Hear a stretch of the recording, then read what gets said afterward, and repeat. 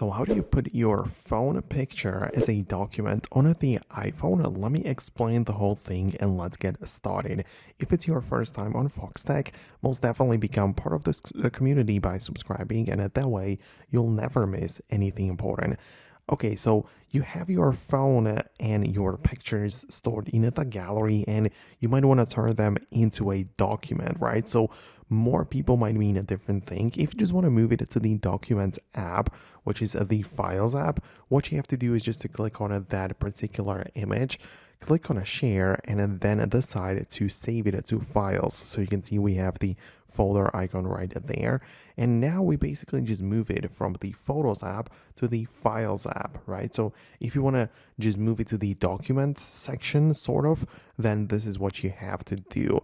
It will then appear inside of the Files app, as you can tell, and you'll be able to view it right here. So it depends on what you're trying to achieve. However, a lot of people are just trying to convert the image to the document file format. So as you can see, when I go to my images and swipe up on an individual one, I get to notice in which format it is. So usually it's going to be a JPEG or PNG, which are the common photo extensions. If you want to turn it into the document extension, you can use many tools which are available online or as an app. So you can literally just go to Google and type in the JPEG to PDF.